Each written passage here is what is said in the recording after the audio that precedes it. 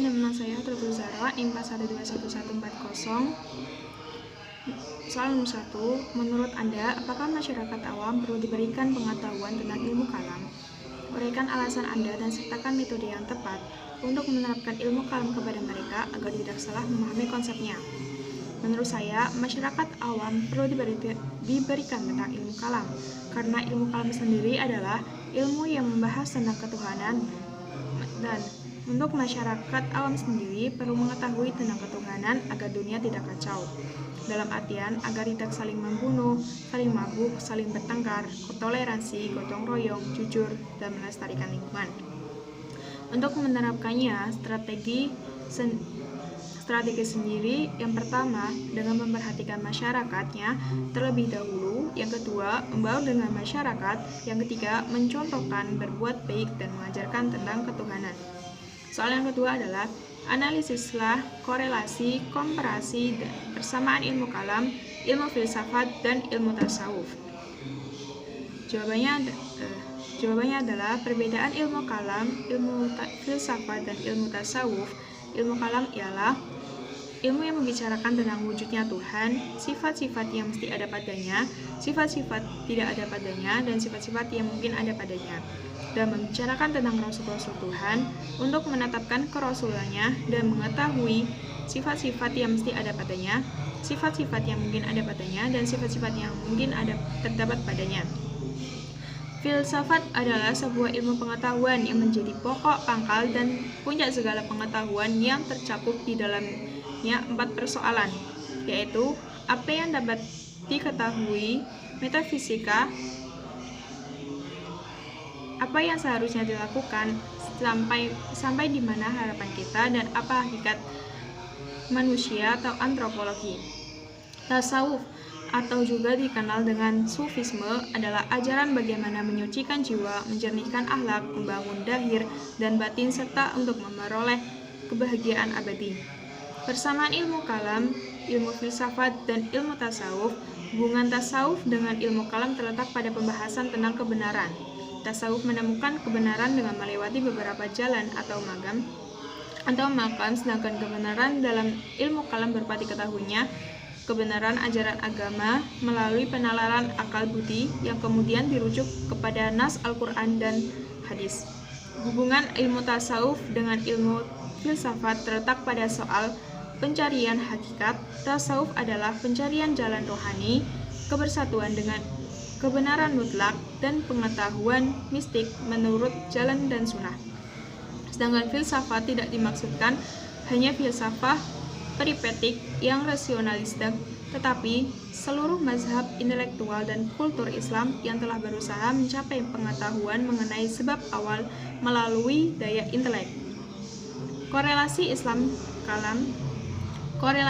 kalam, ilmu filsafat, dan ilmu tasawuf. Ilmu kalam juga berfungsi sebagai pengendalian ilmu tasawuf ketika muncul suatu aliran yang bertentangan dengan kaidah, dengan akidah.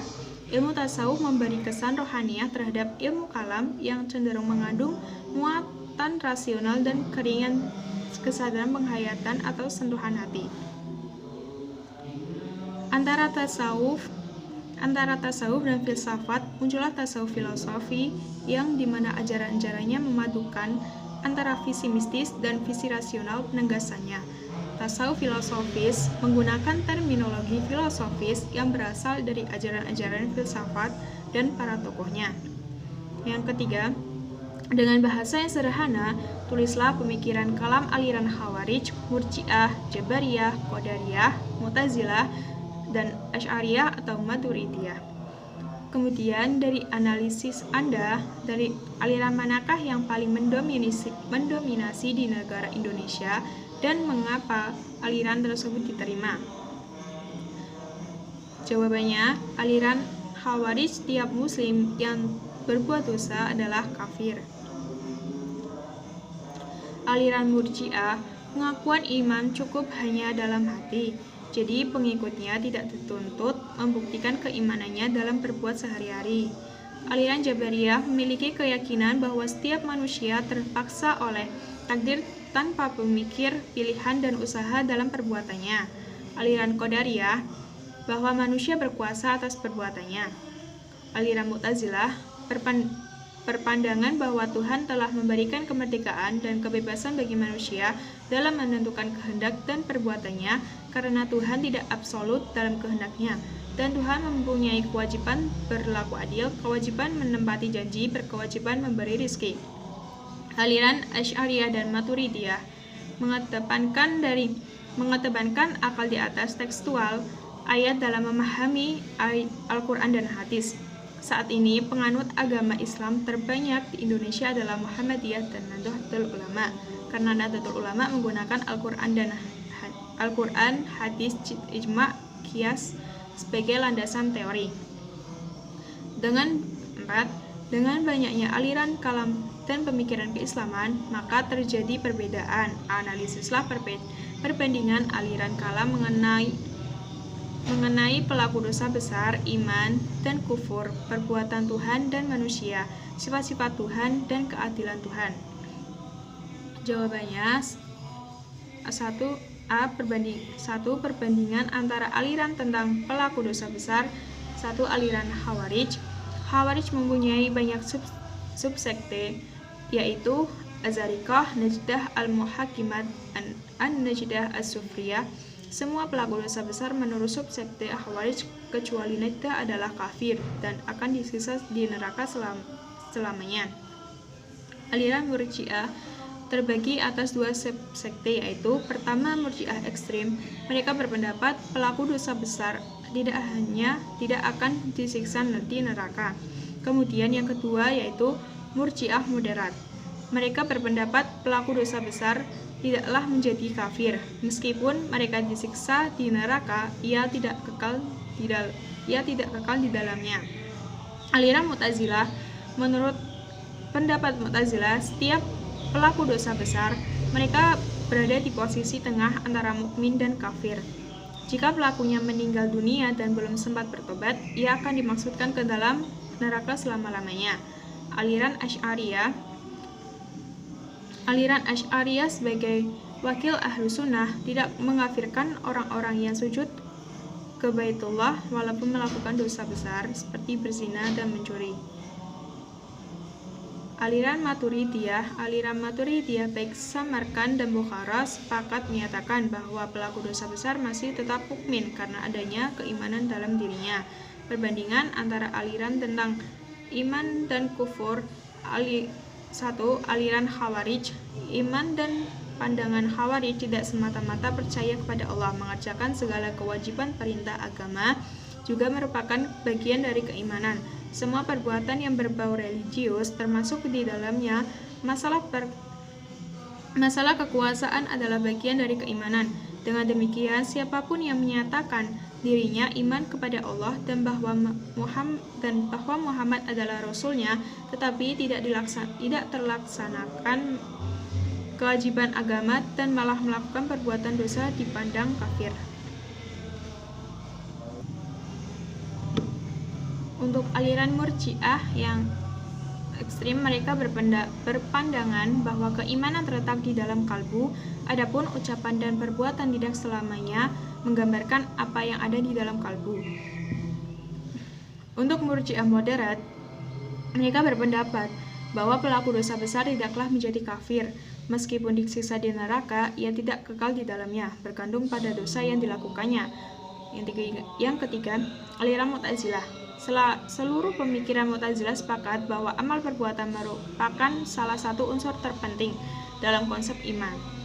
Bahkan hampir mengidentikannya dengan iman. Ini mudah dimengerti karena konsep mereka tentang amal sebagai bagian penting keimanan memiliki keterkaitan langsung dengan masalah janji dan ancaman yang merupakan salah satu dari Pancasila Mu'tazilah. Aliran Asy'ariyah berkata, iman adalah membenarkan dalam kalbu, sedangkan mengatakan dengan lisan adalah melakukan berbagai kewajiban utama hanyalah merupakan cabang-cabang iman. Oleh sebab itu, siapapun yang memberikan keesaan Tuhan dengan kalbunya dan juga membenarkan utusan-utusannya beserta apa yang mereka bawa darinya, iman yang semacam itu merupakan iman yang sahih. Dan keimanan seorang tidak akan hilang kecuali jika ia mengingkari salah satu hal-hal tersebut.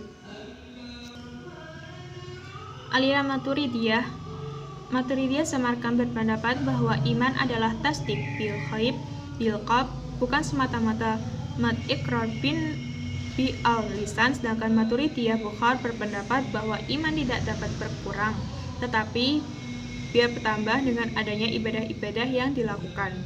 Perbandingan antara aliran tentang perbuatan Tuhan dan perbuatan manusia. Perbuatan Tuhan, kewajiban-kewajiban Tuhan terhadap manusia.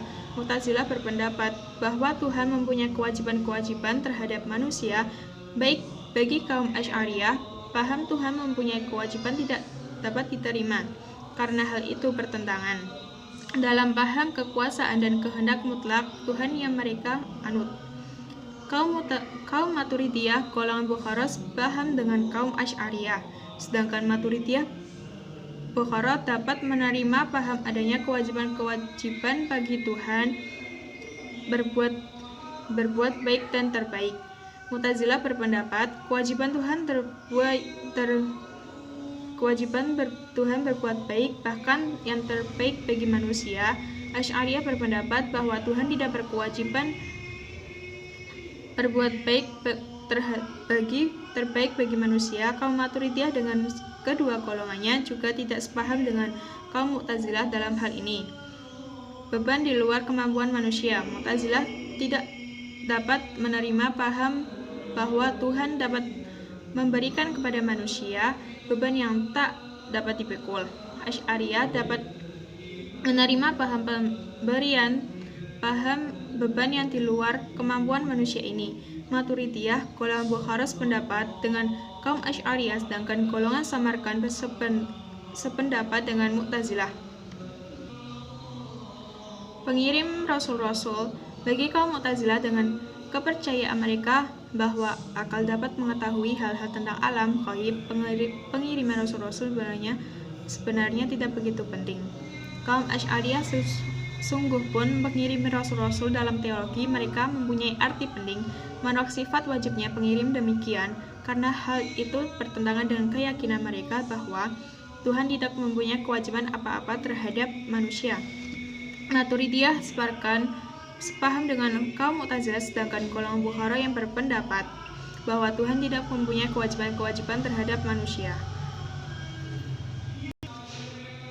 Janji dan ancaman. Mu'tazilah berpendapat bahwa janji dan ancaman merupakan salah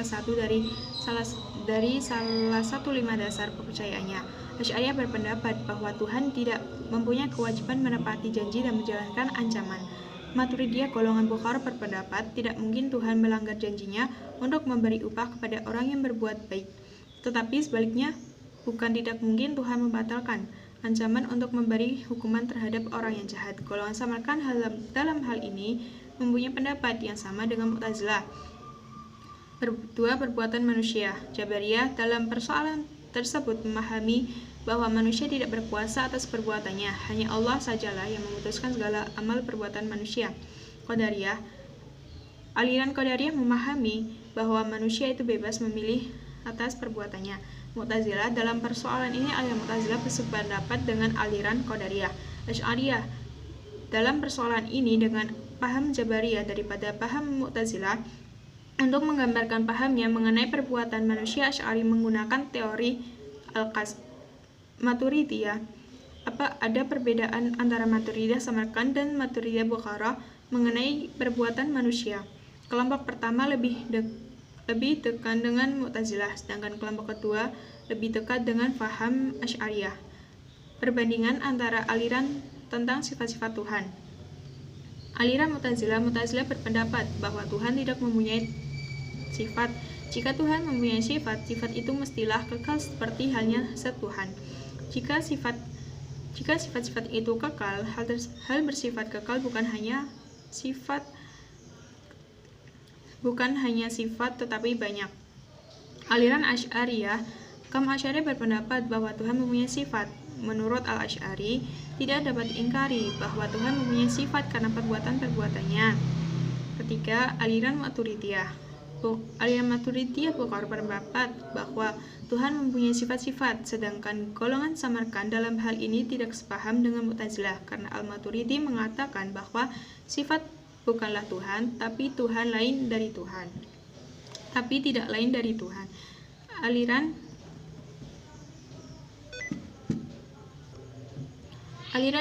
besar Syiah Rafidhah menolak bahwa Allah senantiasa bersifat tahu. Mereka menilai bahwa pengetahuan bersifat baru, tidak qadim. Mereka berpendapat bahwa Allah tidak tahu terhadap sesuatu sebelumnya kemunculannya. Perbandingan antar aliran tentang kehendak mutlak dan keadilan Tuhan. Satu, kehendak mutlak Tuhan, yaitu Mu'tazilah berpendapat bahwa kekuasaan Tuhan sebenarnya tidak bersifat mutlak lagi, seperti terkandung dalam uraian Nadir. Kekuasaan mutlak Tuhan telah dibatasi oleh kebebasan yang menurut paham Mu'tazilah yang telah diberikan kepada manusia dalam menentukan kemauan dan perbuatan. Asy'ariyah, bagi kaum Asy'ariyah, Tuhan berkuasa dan kehendak mutlak. Tuhan tidak tunduk kepada siapapun di atas. Tuhan tidak ada suatu zat lain yang dapat membuat hukum dan dapat menentukan apa yang boleh dibuat dan apa yang tidak boleh dibuat Tuhan. Maturidiyah golongan Bukhara menganut pendapat bahwa Tuhan mempunyai kekuasaan mutlak, sedangkan golongan Samarkand tidaklah sekeras golongan Bukhara dan mempertahankan kemutlakan kekuasaan Tuhan. Keadilan Tuhan, aliran Mu'tazilah. Kaum Mu'tazilah karena percaya pada kekuatan akal dan kemerdekaan serta kebebasan manusia, mempunyai tendensi untuk meninjau wujud ini dari rasio dan kepentingan manusia. Memang dalam paham Mu'tazilah semua makhluk lainnya diciptakan Tuhan untuk kepentingan manusia. Aliran Asy'ariyah menolak paham Mu'tazilah bahwa Tuhan mempunyai tujuan-tujuan dalam perbuatannya. Bagi mereka perbuatan Tuhan tidak mempunyai tujuan dalam arti sebab yang mendorong Tuhan untuk berbuat sesuatu. Aliran Maturidiyah dalam hal ini kaum Maturidiyah golongan Bukhara mempunyai sikap yang sama dengan kaum Asy'ariyah. Menurut Al-Badawi, tidak ada tujuan yang mendorong Tuhan untuk menciptakan kosmos ini. Tuhan berbuat kehendak hatinya. Kaum Maturidiyah golongan Samarkand dalam hal ini lebih dekat dengan kaum Mu'tazilah daripada kaum Asy'ariyah. Sekian dari saya, kurang lebihnya mohon maaf. Wassalamualaikum warahmatullahi wabarakatuh.